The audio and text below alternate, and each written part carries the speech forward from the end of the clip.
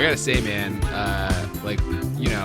we spoil everything on this podcast, and so we're gonna eventually reveal the whole movie. But for me, if that was me at the end of this movie, human race is f***ed. I would not have had the willpower to turn on that sexy space vampire. You mean you would not have ended her and yourself in one foul?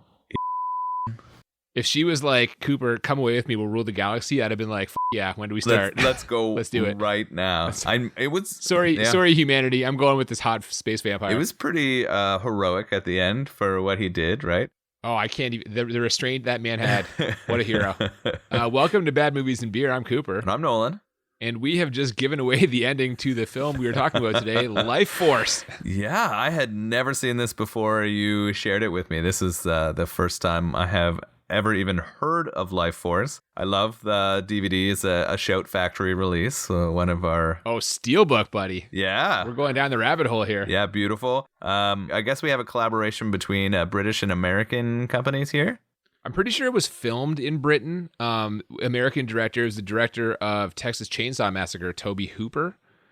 This was, I guess not super successful, and people kind of thought or hoped that it would be. And this was sort of in like a dark period in his career. I mean, I've definitely seen the Texas Chainsaw Massacre before. Like, so the original version, like the well-known. Like the very first one. Oh, yeah. Wow. I guess we'll have to sort of share what it's all about and whether we feel he should have got that derision at the end here. I did notice right away as we're getting into these really dramatic credits that it's the London Symphony Orchestra providing the music for this movie.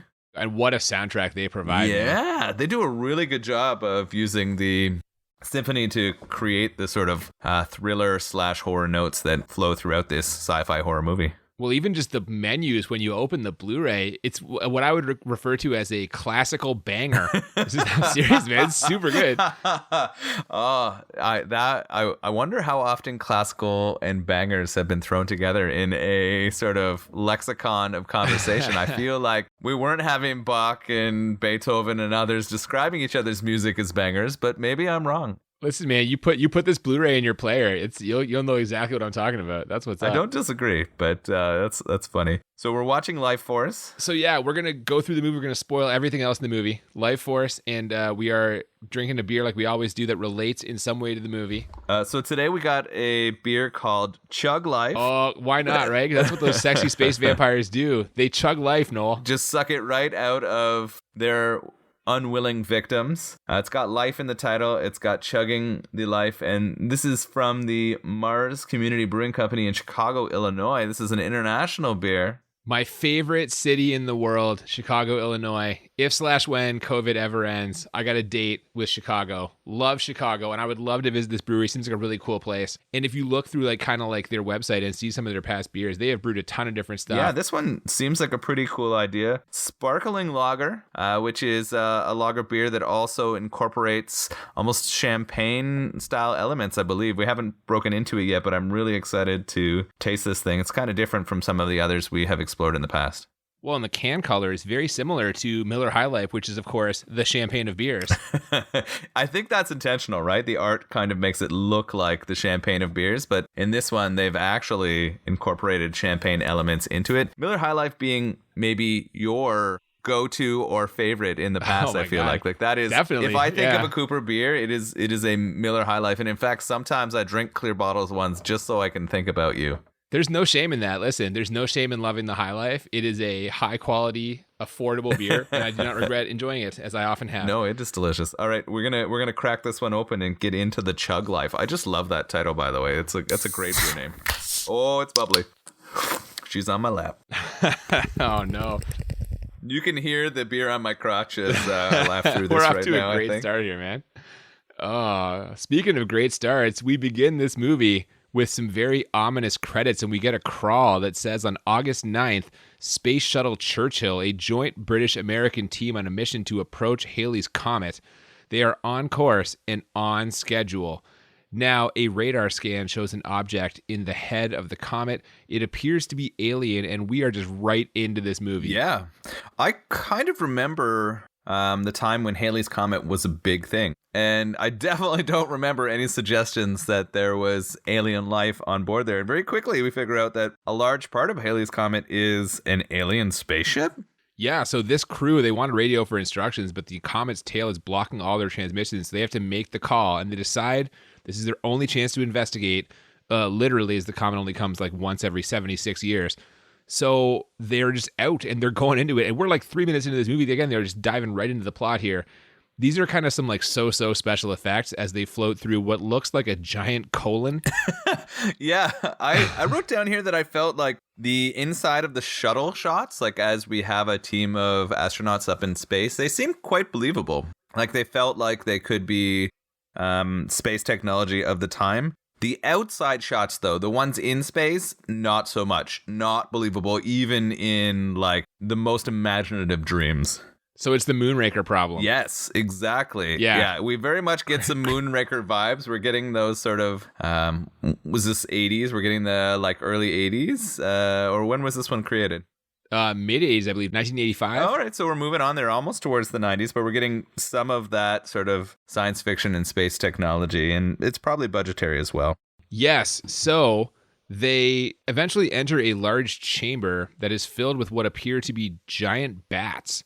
Now, these bats are all dead. They've been drained of all fluid. One astronaut like easily breaks a piece off, and they go to collect a specimen, but as they do, the alien ship releases something which, in their own words, can only be described as a giant umbrella. Yeah, this is fucked up. They find this weird alien spaceship full of like human-sized bats, and they're just like, okay, let's go figure this out. Like, they're not scared at all. They're like, we gotta go in there. Would you fucking float up to a bunch of space bats? Not knowing that they are all dead, no, I would not. I'd be like, well, guys, that's probably good for now. Let's get. Oh, they're also wildly outnumbered by the space bats. Although, again, they're all dead. They don't seem scared, and they don't know they're dead until they get up to them, I felt like. I don't know. And then they decide to capture that specimen. Like you said, they grab the cheapest net I've ever seen in my life. And then, yeah, we get this weird, like, ship coming alive. And you're right, it looks like a giant umbrella. But then we also have a light pop on, and they're going directly into that light. Well, sure, man. To your point, if they're not scared by this flock of giant bats, you're going to walk towards a bright light. They head towards it. They're deeper in the ship, and there is a room full of, like, crystals. And inside 3 of these crystals are bodies. Sexy, sexy bodies. Yeah, this is weird. So they're moving towards it. They kind of head in, and they start to spin, but they see these crystallized bodies, and then the astronauts kind of freeze up. Yeah, the commander of the ship is like strangely drawn to them, and he says, "Something's happening to me.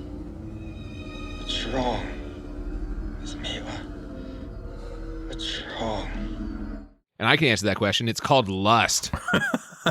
Oh, I did write down here that he has a really creepy "she's perfect." So he sees the body of a woman inside one of these crystals, and that's the line he drops: "She's perfect."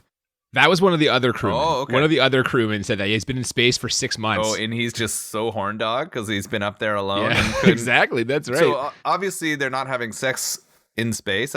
Is there a way for astronauts to take care of themselves to like release well, I'm some sure of they those? can. Definitely they can. Yeah. Zero gravity, I would assume. That's, put that on your masturbation bucket list. Would you be up there throwing whoops? Is that? Are you kidding me? This is incredible.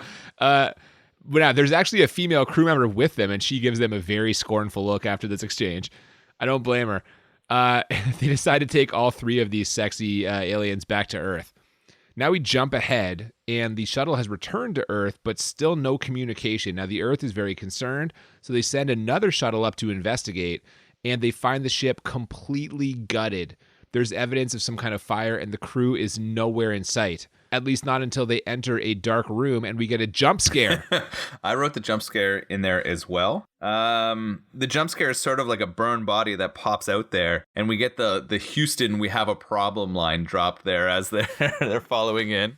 A decade before Apollo 13. Yeah. So Yeah. we got that. I did actually kind of question whether that was a like common thing that is said in sort of space launches, or where did Apollo 13 borrow that from here? No, I think the actual real life Apollo 13 was the cause that of might that, be an yeah. actual quote from that. I don't That's know. fair. Maybe. It's looked like a fire has ripped through this whole place, and the only thing left there are those 3 bodies locked in the crystals. And being curious scientists, they're not like f***ed up and freaked out about this. They decide, what are they going to do? Well, they bring them back to Earth to examine them. under radio Yeah, sounds silence. smart. Yeah, seriously. We have no clue what these things are. Let's bring them down the plane. Yeah, this is going to be good. Let's just bring him back. Very quickly, weird stuff starts happening. The female body's midsection starts glowing like a sexy ET. And much like the commander was, one British guard is very drawn to her. Suddenly, as he's kind of leering at her, her eyes open. Now she stands up, fully naked. Huh? And why'd you throw a at me there? I don't know. She walks over to the guard, takes off his helmet, and just plants one on him. This is a deep, passionate kiss, and the lights all of a sudden go haywire. Yeah, this is pretty interesting. So there's this naked space alien woman there, and the guard is drawn to her not just because of the way she looks, but something is sort of taking over him. He almost doesn't have full control of himself. What happens once they start kissing, this really passionate, deep kiss? Well, we had this kind of like glowing blue halo effect and like lightning sounds. Mm-hmm. And when we see the guard, he looks totally emaciated, as if the life had just been drained out of him. Yeah, she steals his life force. This is what's She happening. chugs his life, man. She chugs life right here on him. This is inspiring the beer choice here.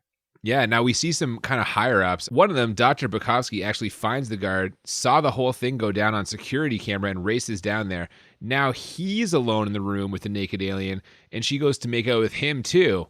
Another British higher-up, Professor Falada, who looks kind of like a former Major League Baseball player and current Toronto Blue Jays broadcaster, Buck Martinez. Yeah, I see Little that. bit. That's interesting. He's got like the gray hair. Yeah. He also sees this happening and rushes down with security. When you get there, Dr. Bukowski is okay, but the girl is gone, so they sound the alarm. Yeah, so there's a naked woman wandering around this large science/military facility. She hasn't tried to put on any clothes yet, but they're using very subtle lighting to hide her parts as she moves through this story. It's interesting. They're not afraid of showing some nudity, but they're definitely hiding parts of it as they move through, keeping it... Well, they're trying to be tasteful. Yeah, keeping it tasteful. Before this all happens, one of them actually says, the quote, "Don't worry, a naked girl is not going to get out of this complex. They are clearly underestimating how thirsty all these guards are."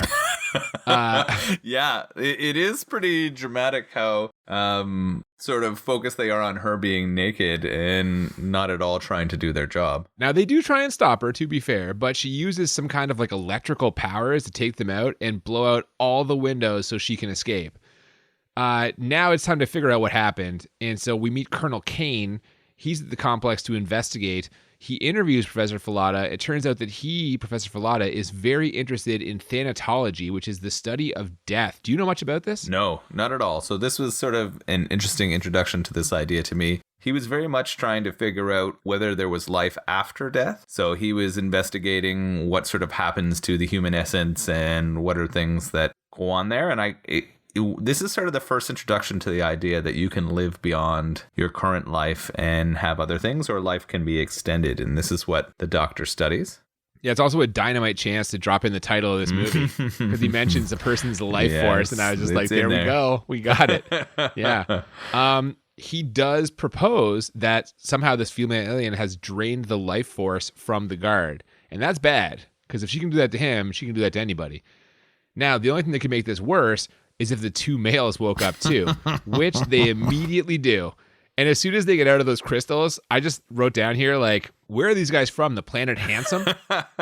Yes, equally like the female character, they pick immaculate specimens or bodies to portray both the men and the women.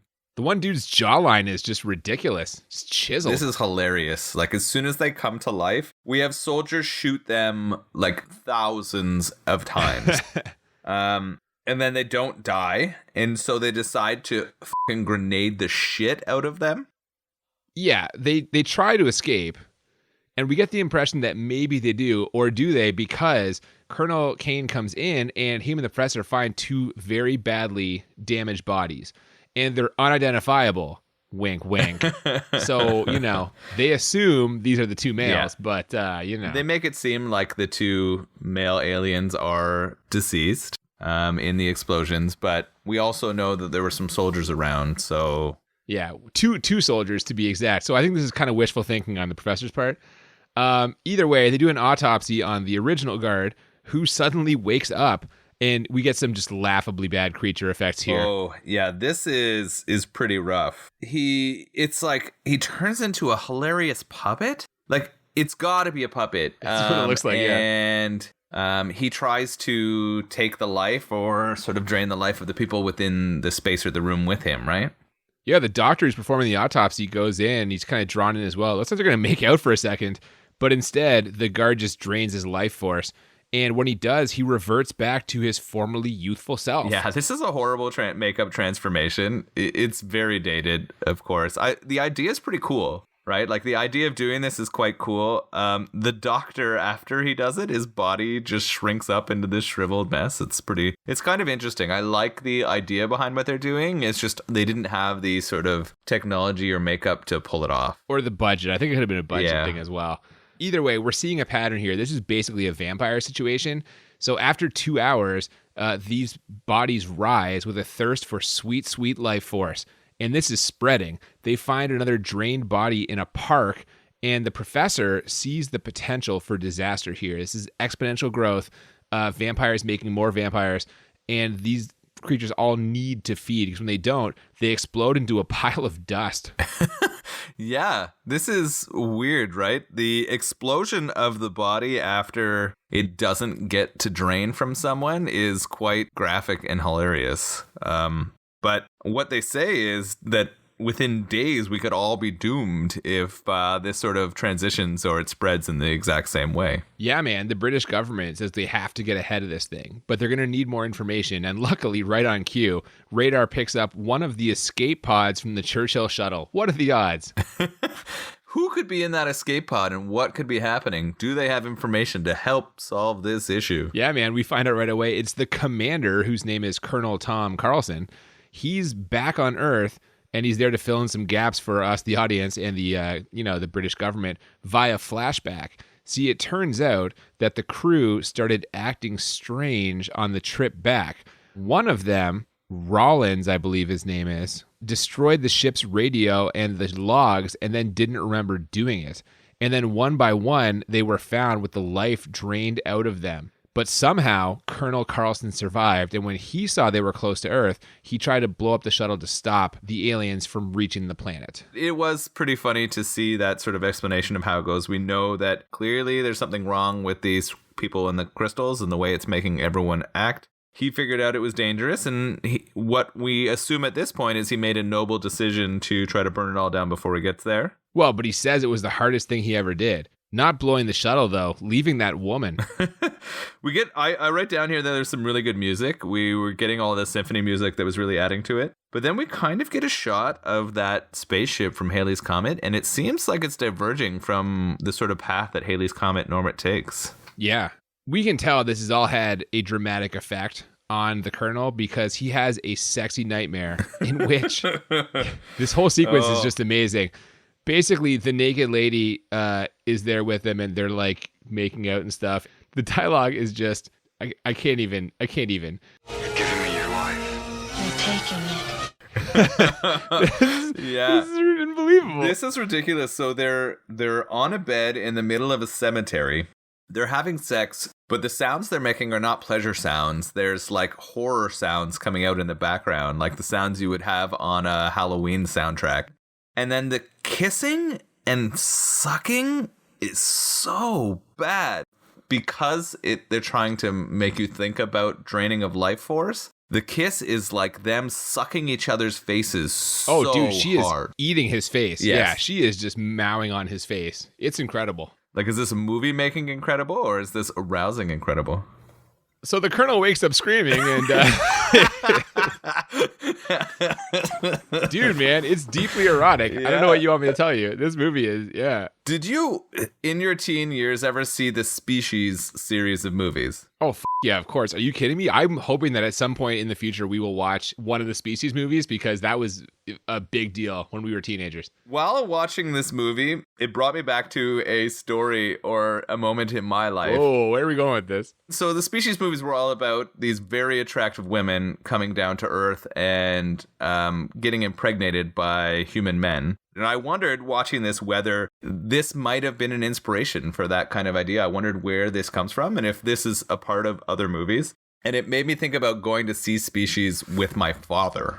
Oh, that must have been uncomfortable. Yeah, so as a, like, I don't know, early pubescent boy, like I was probably like 13 or 14 years old when it came out, I went to go see this movie with my dad. And the two of us went to the theater, and I think it was Species 2. It wasn't even the first one. Like, my dad must have known what we were getting into here. It was excessive. It was basically what I remember of the movie was many naked women having sex with men in hot tubs. And you're sitting there with your dad. Just sitting there with my dad, trying not to look at my crotch or his as we Jesus. move forward. Yeah, that is a very awkward situation for sure. That is a harrowing tale.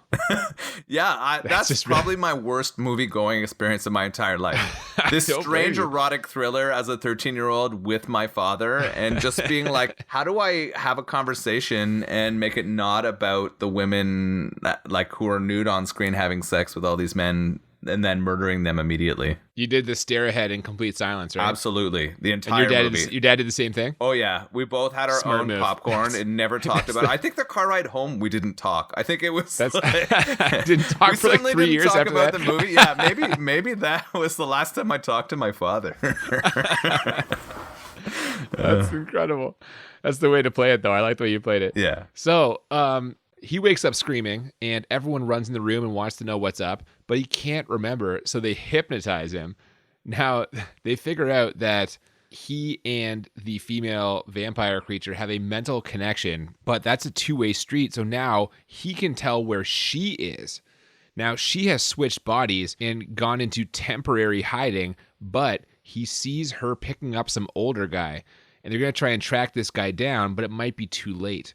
There's at least one alien vampire roaming the streets of London, and the Umbrella ship has come to Earth, so shit is getting real. Yeah, things are really bad. We're going to soon get into some shots of London, and man, do these vampire aliens spread the need to suck life force rather quickly. Yeah, man, it gets out of hand real fast. But before that, the team splits up, because time is of the essence, of course. Yes. The professor is looking at a skin sample and also tells a man on the phone to send in that soldier.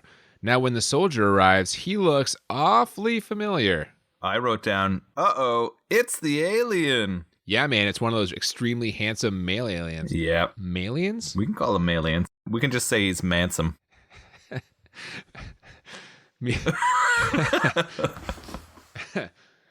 Meanwhile, Colonel Kane has traced the car, or rather the woman from the car, to a mental institution. She's a nurse there, and he, Colonel Carlson, and the British Home Secretary go there to meet the doctor who runs the facility, and that's Patrick Stewart. Yeah, this feels like a huge stretch to me. Like, the way that they get here is super, like, circular. It doesn't make sense to me. But when I realized it was to get Patrick Stewart on screen, I didn't give a f***. Yeah, I was more confused about why the British Home Secretary is suddenly traveling there with them. Like, wouldn't a high-ranking official not go out in the field like this when there's this big situation where they might encounter a space vampire? It's really weird. Like, this whole sort of getting to the asylum is really strange, and this is where it starts really taking some strong... I mean, it was already pretty sci-fi, but it starts taking some really heavy sci-fi roots here as we start seeing sort of the essence of people switching bodies. And the first body, of course, is that girl. We meet her quickly, but according to Carlson, the alien has jumped into another body. She knows who it is, but is resisting. Carlson says, I can see it in her mind. So he gets ready to, like, beat it out of her? This gets, like, oddly violent. Yeah, it's fucked up. And then there's also, like, he hits her, he takes off her clothes, and he kisses her to try to get the information out of her. Like, this whole scene is really fucked up. Well, and you know what's really... Sorry, I didn't mean to cut you off, but you know what's really fucked up? Before he kisses her, he tells Colonel Kane he might want to wait outside if he doesn't want to see this. But Colonel Kane's response is... Not at all. I am a natural voyeur. What? Yeah, I was really conflicted in this scene, but through it, he finds out that she's moved and that he thinks it's a killer who's now in solitary confinement. Yeah, he when he makes out with her, he finds his information out and also, like, absorbs what's left of the alien, I guess. This is where the science is kind of getting a little spotty for me. You're right. This is where it gets really high sci fiction, right? Like, we were kind of in science fiction before, but now we are really deep into this shit. Yeah, well, I mean, at least they've got one answer now. They're looking for a specific inmate, And you just see him, but Patrick Stewart is kind of showing some resistance. Now they go to see this inmate, and the plan is to hypnotize him after a chemical injection, but instead, oh yeah, number 2? Mm-hmm. But instead, they grab Patrick Stewart and stick him with the needle. Yeah, so this was the turn. I kind of suspected something was up, but I wasn't quite there. I kind of laughed at this. So they jab P. Stewart in the arm, and the essence of the like alien / vampire has now gone into Patrick Stewart, and things are getting exciting here. Yeah, man, it turns out that she jumped into his body, which Carlson figured out when he touched him. They interrogate Patrick Stewart, and eventually her voice comes out of Patrick Stewart's mouth. And this scene is not making it into the Patrick Stewart like career retrospective reel. This is not. No, this is not a great this scene. scene is definitely rough. They're kind of in like a locked. I don't even know if it's a treatment room or what it is. It feels like it's a room where they were doing things to patients that wouldn't be allowed anymore, right? It's a strange treatment area. And Old school.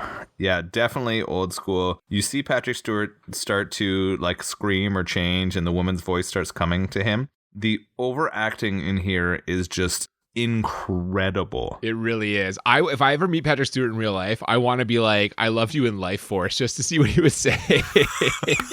I mean, I have too much respect for Patrick Stewart to even bring it up. Like, I couldn't do it. Yeah, you might get mad at me. Yeah, well, I mean, it would be fun. I feel like Patrick Stewart is one of those actors that you'd want to have a drink with. Oh, yeah. Are you kidding me? 100%. He's one of those people you would just love to hear sort of his experience. He's just been exposed to so much. I would love to sit and get Patrick Stewart to a place where he can be open and honest with me about what life has brought him, because it must be just fucking hilarious. Sure, man. I believe it. He has just become my number one celebrity to have a beer with. I've decided. Nice, man. When she starts speaking of his body, she says that the aliens change their bodies based on who they meet. So when she sensed Carlson's crew approaching, she took the form of the perfect female in his mind. Now, Carlson loses it, and this, you want to talk about bad acting, this is some really bad acting. Oof.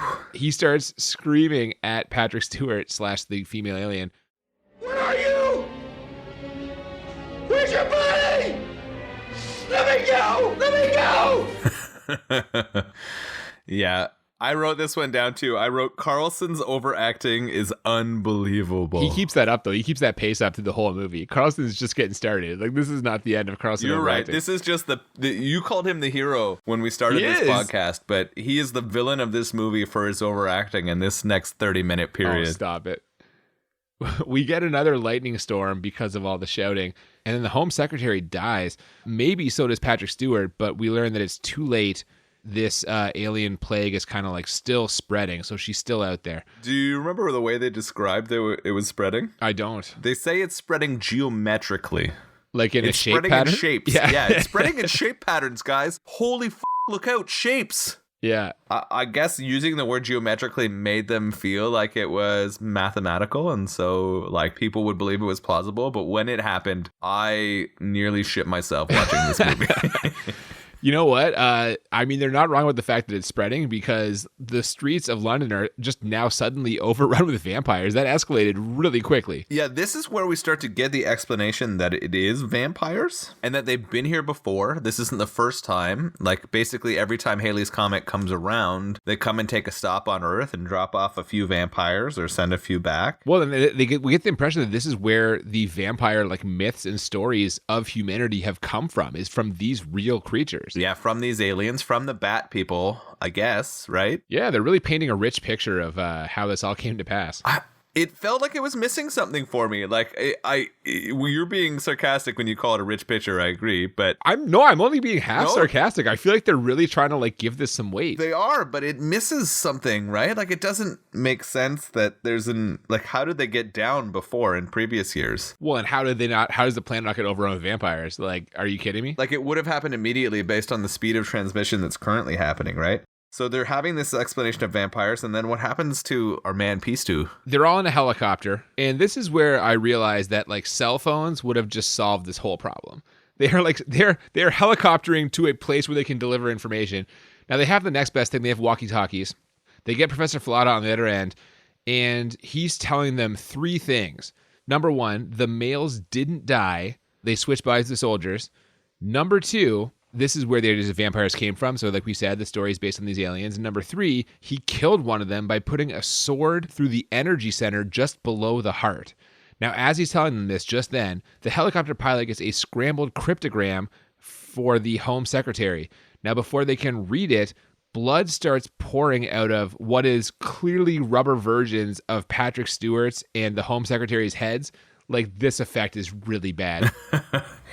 It's real bad. And as it's happening, P. Stewart starts turning into the woman, right? Yeah, well, this blood that pours out of their heads like forms into like an animated blob and then a claymation style form of the female alien, and then it falls apart. I mean, this scene, come on. I definitely laughed my ass off as all of this happening. I was a little upset that it happened to P. Stew in the way that it did, but I laughed really hard. What happened to a clearly rubber molding of his head? Doesn't even look a little bit real. I knew it wasn't real, so I was okay with it, right? Like, if I felt like Patrick Stewart was in trouble in any way, I would have shut the movie off right away, but I didn't. So this is where Colonel Kane now has some suspicions, and he knows this is not all on the up and up. And he asks Carlson, he says, what really happened up there? Turns out that Carlson is the one who released the alien from her crystal and then destroyed the radio to cover it up. Now, in his defense, he says he was in love on a level we've never known. And I believe him.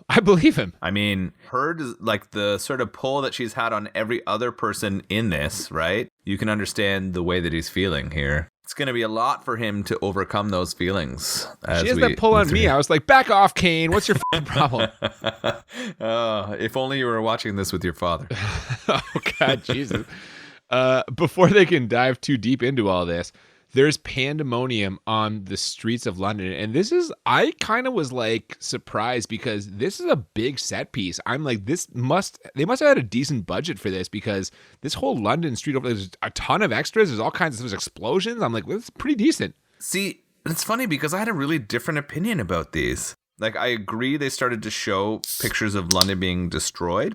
We also learned that the same vampire woman was a destroyer of worlds, their words. But I felt that these scenes were super poorly done. They were horrible. Oh, are you serious? Yeah, I hated the scenes in London that felt like really ramshackle. They felt like the extras had no direction and they're just like a bunch of random people moving around. Yes, there were lots of people, but it felt like we were going from a sci-fi movie to a really cheaply done zombie film. I could not disagree with you more. Really? I thought this was like well done. Yes. No, so I literally in my notes was like, these scenes are garbage. I wrote down that all of those scenes of London falling apart felt really cheaply and poorly executed. And that's funny that you had a different sort of perspective. So we go from the London destroyed in these scenes, which we've got some controversy over. And where do they end up going? Well, they land to meet the prime minister. Yeah. And in what can only be considered a bad sign, he looks a bit disheveled and like very sweaty.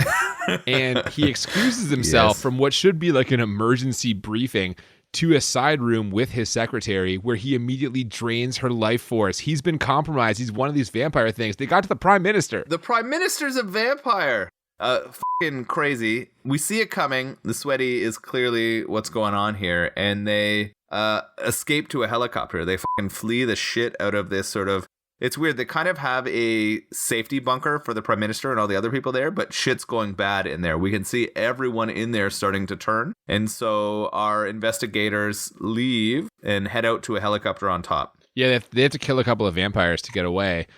We see the city is now under martial law, and they land the helicopter at a base camp where we find out that they've contained all of London, but if the vampires breach the containment wall, they are going to send in nuclear bombs and basically like blow up England. They're going to nuke London. Yeah. This is where they're at in this containment. The only way to stop it is probably to nuke it. This is where we take a transition and we find out that the ship that is hovering over, the one that kind of looks like an umbrella, is actually starting to collect the energy and or souls of humans who are there and taking them from the people of London. Yeah, man. Like, I don't know if it's right now or later on, but there's this giant like laser effect of like all these human souls being sent up there to the alien ship, and they're being sent through the female's body. And Carlson knows where she is because of their connection. In fact, she is calling to him. She wants the life force that she gave him back. And he goes. He breaks out of quarantine And, he's heading for he's allegedly heading for the Space Research Center. And this is where does he steal a car and start driving through those streets of London? Yeah, I mean, he steals a fucking Jeep. And so does Colonel Kane. Colonel Kane goes after him, and we get an action scene of him driving through a London street, just, thoroughly overrun with these vampires. So this is so absurd. Like, I'm kind of connected to this movie. I'm following through the entire time. I'm trying to follow the plot lines and the logic behind how they're making decisions. And these scenes, which you enjoy, I am thoroughly angry at as he is escaping and going through. Like, I'm probably shouting at my television watching this being like, are you fucking kidding me? He's getting through all these insane areas of zombies with this car. Okay, I will concede that him trying to drive through these streets and making it through is the most ridiculous part of this movie. He's not driving a tank. He's driving a Jeep. Like, there's so many of these zombie things. And, like, some of them are on the windshield. They're jumping on the car. Him and Carlson. Carlson's doing the same thing. They both shouldn't be able to get to where they're going. That part, I admit, is a little ridiculous. But just the scope of it, I'm kind of impressed with the visual scope. You're impressed with the choices. So he's driving through. I think where he's headed first of all, though, is to see Falada, to go talk to him about how to deal with these vampires, right? Yeah, so Kane believes that Carlson is going there. I guess Carlson alluded to the fact that he was going to go back to that base. So Kane goes to the base. But Carlson is not actually doing that. Carlson is going to go meet the lady vampire. Now, while he's driving, he hears her calling to him, and he starts almost like daydreaming, which causes him to just about get mauled by all these vampires. But he drives through and makes it to the source, which is that kind of church. However, Kane, meanwhile, gets back to the Space Research Center and finds Professor Falada, but he's also acting awfully strange. He knows way more than he should have been able to find out in the 6 hours this has been going on. Falada's a fucking genius. He knows everything about the Lifeforce. Well, this is what we learn here. He's looking awfully sweaty though as well. Oh, he knows he's done, and he communicates that to Kane and sort of tells him what he needs to do. Right, but he also comes at him. He attacks him to try and steal his life force because now we find out Professor Falada has also become one of these vampires. So Kane shoots him, and we get a pretty decent face bubbling effect, no? Yeah, actually, this isn't bad. He also sort of finds the weapon that Falada mentioned might be needed. Yeah, it's like a broadsword. Yeah, and the sword's made of a particular material that's necessary for killing vampires. Silver, isn't it? Yep. Or is that werewolves? You're right. Silver is werewolves, but it was Iron? It was a specific material. I don't know. We should have looked this up. Shit, I don't know. But it was only a particular sword made from a certain material that was going to kill these things if it was shoved through their life force. And yet, when Kane shoots him, Professor Falada's body bursts open and explodes. All the life force comes flowing out. Either way, Kane's got the sword now, and it's time to find Carlson. Speaking of which, Carlson gets reunited with the female alien, and she tells him to come and be with me. And to be honest, I would do it. Like I said at the beginning of this episode, I would have just done it. I'd have been like, yep, I'm there. Count me in. Yeah, things are fucking falling apart in this movie real hard. We've got tons of the scenes of the sort of street and everything going wrong. We have the scenes of the blue light stealing souls, zombies chasing other people through the streets. And we know they're not zombies, but they're actually vampires. It's really bad. We have this confusing talk about Genesis, and I'm hating it. I can't believe you're saying this is bad. I'm hating it. Dude, there's lots of action. There's explosions. There's screaming. There's guys on fire. There's pandemonium. I thought this was really well done. No, so for me, it just seems like super poorly done, super cheap, and super unbelievable. Kane is racing there right now, trying to find Carlson. He's trying to get back. He's trying to get to the church/cemetery where these two people are, right? Where Carlson and the female vampire are. Well, as life force is just flying everywhere through the air. Just like this beer into my body. Yeah, this beer's going down smooth, eh? It's an easy drink, and I understand why it's called Chug Life. This is pretty tasty. Yeah, buddy. So Kane gets there with the sword, and who does he meet on the steps of this church? He finds that the remaining male alien is blocking the door. But apparently he's so busy getting drunk on Life Force that Kane just walks up and stabs him. It takes 2 seconds. Immediate. It's so easy. It's hilarious. And when he stabs him, what does he turn back into? There's a brief glimpse of his true form, which is not great. Some kind of that big alien kind of bat thing. It's the bat monsters from the start of the movie. Like, his true form is one of those fucking bat monsters that was desecrated because the three of them sucked the life out of the rest of them. Yeah, there's a big explosion some kind of big special effects here. It was hilarious. It was not at all believable. Well, speaking of hilarious, Kane enters the cathedral and finds a naked Carlson just fucking banging this vampire, essentially. You're right. So that's happening. Kane finds them just fucking. We get a scene of the two of them just deep inside each other. Carlson fucking kills me here. Carlson pauses like to say some really dumb stuff. What are these beings? Why do I feel so close to you? Need you? He's terrible. He's terrible. It's awful. She tells him that he's always been like her. We figure out here. He's one of them. Yeah. We figure out that he is actually one of them, that his ancestors, or however he was born, were the people who were from their alien race, right? Passed down, and so that he belongs with her. There's some horrible kissing again. This is where they're fucking like sucking each other's faces again. Oh, be with me, Carlson. So when she yells "Be with me, Carlson," it just threw me off so hard. I was like, "Do you want your name yelled while it's happening? Like, do you want people yelling Cooper while you're doing it?" Yes. What? Dude, are you kidding me? You want people to be like, "Be with me, Cooper," while you're in the act? If this girl was like, "Be with me, Cooper," I'd be like, "Fuck you, Kane. We're going out of space." There's no way you could have stopped that, eh? You've been all in. I don't know how he fights this off. Somehow he does. And like Kane throws down the sword to him and he stabs it through her body and his own body. And we get just a giant explosion that severs the connection to this ship. Yeah, it's baffling. I even wrote down, why would he do that? Like, you made this case at the start, and I tried to play devil's advocate. I wouldn't have, no. But I don't understand why he would make that choice. Based on everything he's learned as he's gone through, why would he make the choice to end them both? He's learned that he is a part of her community, is one of them, but like, what draws him to the human race? He burned everyone alive that was a part of his space mission. He's fucked over tons of people. Why is he deciding in the very end to be like, I'm going to do the right thing and stab myself and this alien vampire woman I love? Because he's a hero, and I am not. That's what we've learned from this episode. So he stabs through them both. We get incredibly artsy blue to red lighting as like some sort of transition happens. And it feels like both of their essences, even though he's ended them both, get lifted to the ship. Well, that's the thing. Like, he doesn't blow the ship up. It severs the connection, but the ship just kind of heads back to the comet, and we hit the credits. And the credits have the same music from the Blu-ray menu. This great fucking, what I call it, a classical banger. This music's incredible. And we're out of this movie. That's it, man. It's done. Penis floats away. Credits, ship. Penis floats away. Did you not notice that the ship that was part of Halley's Comet was shaped like a penis? I thought it was shaped like an umbrella. Not when the umbrella's down. It just looks like the head of a dick. Well, that's... After they sucked up all the souls, the umbrella went down, and it just looked like a penis. You're saying it's swollen with souls, is what you're saying? Yes, it is swole with souls. So the alien penis flew off into space, swole with souls, ready to continue on the vampire legacy. We're getting into this juvenile stuff so late in the episode. This is what happened at the end of the movie. Oh my God. Well, we're out, man. And that music is absolutely fucking incredible. Like, great credit music. I am just, at this point, I am all in on this. I'm like, what a fucking experience watching this movie was. We've reached the end. We got to rate this movie. And the way we always do it, we rate it twice on a scale of 1 to 10. First for how bad it is. And then again for how enjoyable it is. And the goal, as always, is to find movies that are 10 out of 10 bad, 10 out of 10 enjoyable, or as we call it, the Crit 20.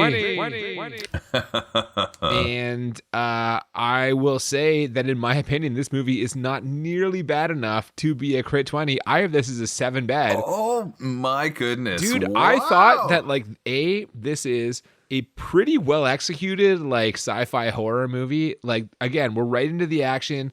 They quickly establish the deal. The rapid escalation, the exponential growth of this is exactly how it should work for vampires creating new vampires. I thought the sexy aliens were very plausible. I think people would be drawn to them. Listen, some of the acting is bad, but overall, like, I was like, this was a thoroughly well executed like sci-fi horror movie where there was a lot of action. There were some major kind of set pieces. Some of the effects were pretty shitty, but a lot of them were like really good. I thought this was a pretty good movie, man. I want to give it a 7 for how bad it was. What do you say?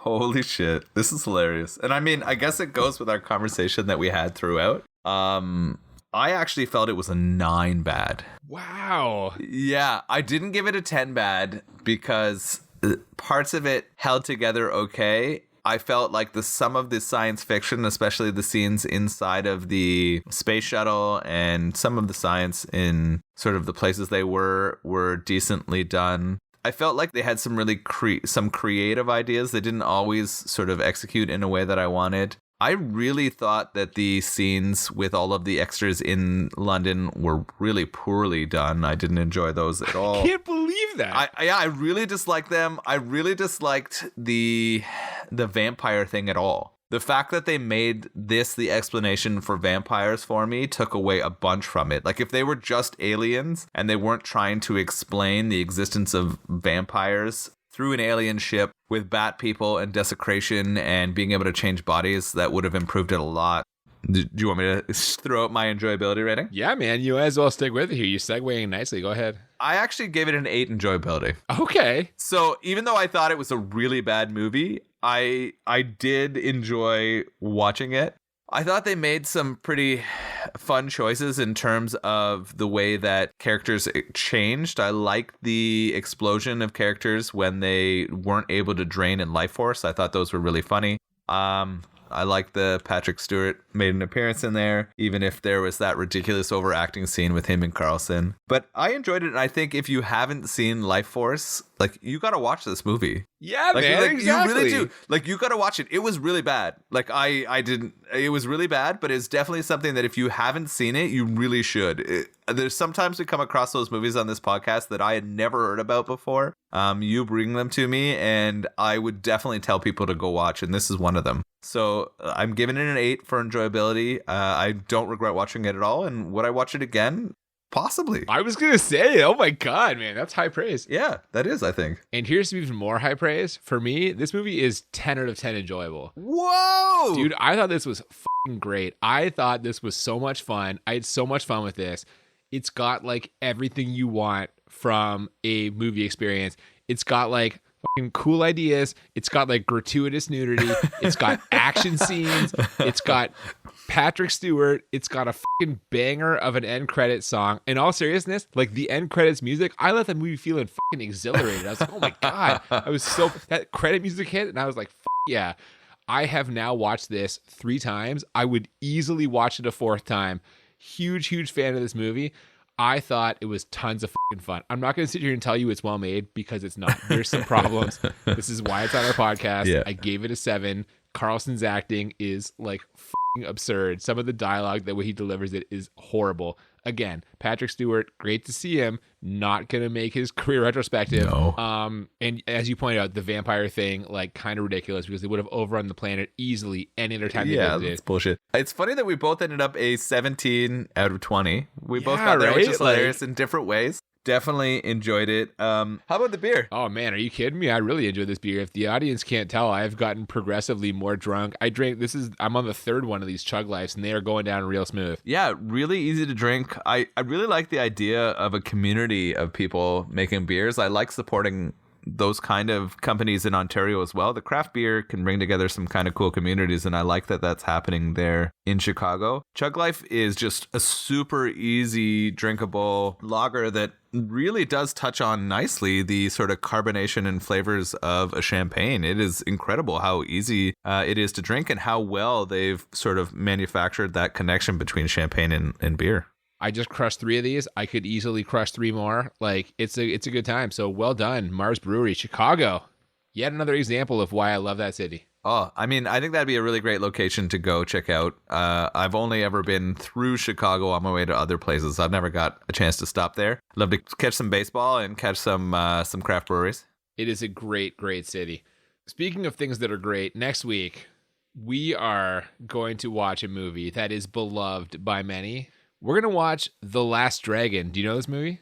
No. It sounds like a Bruce Lee kind of movie here. I was a big fan of kung fu movies in my teens. I feel like I should know this. Are you a fan of 80s music? Of course. Well, then you're in luck because this is like a perfect fusion of 80s music and kung fu. This is actually kind of like a kid's movie in a lot of ways. Like, it's fun. There's a lot of like action and bright colors and an incredible soundtrack. Like, this is going to be a real experience. If you've never seen it before, you're in for a treat. That's going to be next week. If you have not already, you can follow us on social media, Twitter, Instagram, at the BMB Podcast. Yeah, if you want to send us any suggestions, you can slide into the DMs on our social media, or you can send us an email at thebmbpodcast@gmail.com. We love receiving those suggestions. We've done a couple this second half of the season and are starting to plan for our second season, so please send them over to us. Yeah, we love the audience requests. Please keep them coming. Until next week, I'm Cooper. And I'm Nolan. And we'll see you next week on Bad Movies and Beer. Keep it sucky.